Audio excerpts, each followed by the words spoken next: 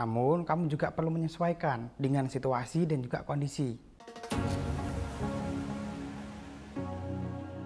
Setelah sebelumnya kamu belajar mengenai gaya bahasa berdasarkan pilihan kata dan berdasarkan nada, nah kali ini kamu akan belajar nih tentang gaya bahasa berdasarkan struktur kalimat. Gaya bahasa berdasarkan struktur kalimat yang pertama jenisnya yakni klimaks, di mana gaya bahasa ini menggunakan urutan dari yang ke bawah atau yang ke atas, atau yang biasanya bisa mudah ditandai menggunakan kata ke, hingga, dan juga sampai untuk menjelaskan sesuatu. Buat kamu yang pengen tahu gaya bahasa berdasarkan struktur kalimat yang klimaks tentunya, kamu bisa lihat contohnya berikut ini.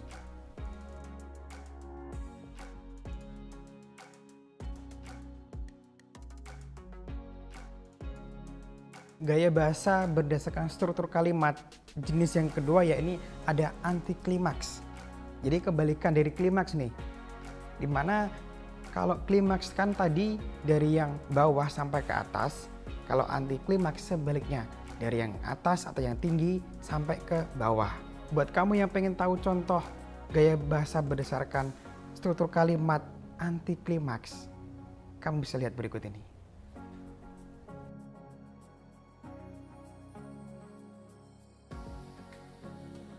Gaya bahasa berdasarkan struktur kalimat dengan jenis paralelisme, yakni gaya bahasa yang mengungkapkan sesuatu hal dengan sejajar.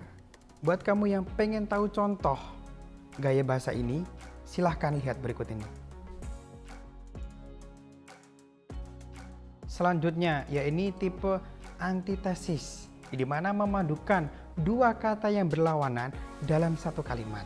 Buat kamu yang pengen tahu contohnya, lihat berikut ini.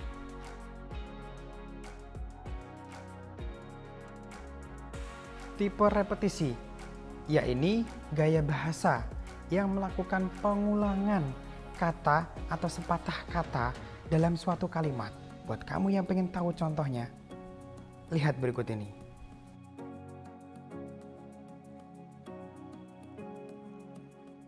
Gaya bahasa kiasan mengungkapkan sesuatu dengan makna yang tidak sebenarnya. Buat kamu yang pengen tahu contohnya, lihat berikut ini.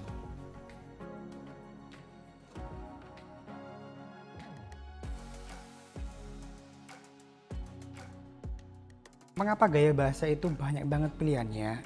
Nah, karena agar membuat calon pembaca atau calon konsumen itu menjadi tidak bosan ketika membaca tulisan atau kalimat penawaranmu. Namun, kamu juga perlu menyesuaikan dengan situasi dan juga kondisi.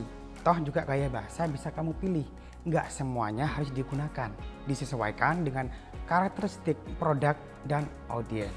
Kapan masing-masing gaya bahasa ini digunakan?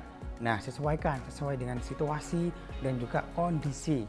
Saatkah kamu akan menawarkan satu produk, pas kamu mau menawarkan atau menginformasikan, terutama mengedukasi calon pembaca itu seperti apa sih?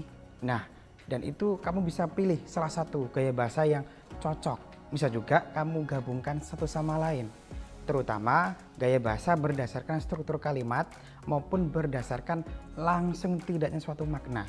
Kesalahan umum apa yang sering dilakukan oleh pemula, yakni terlalu banyak keraguan atau terlalu banyak menimbang sesuatu, terutama dalam hal memilih gaya bahasa. Nah, padahal kan kamu harus perbanyak mencoba, dan mencoba. Nah, setelah banyak mencoba, jangan lupa membekali diri dengan sebuah alat. Salah satunya yakni versi online atau versi daring, yakni kamus bahasa. Lalu ada juga yang namanya thesaurus atau sinonim dari suatu kata. Kamu bisa mencari di situ. Manfaatkan juga situs yang menyediakan kata yang kita bisa memakai pengulangan bunyi atau rima kata. Nah, itu gunanya agar tulisanmu, agar kamu juga tidak bingung dalam merangkai sebuah kalimat. Nah, sekarang coba pilih salah satu gaya bahasa, lalu terapkan dalam suatu produk atau bahkan produkmu sendiri.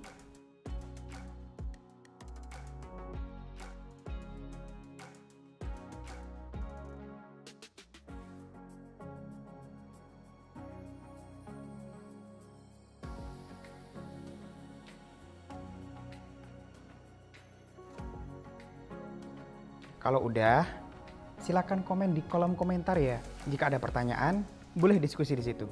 Dan sampai jumpa di video berikutnya.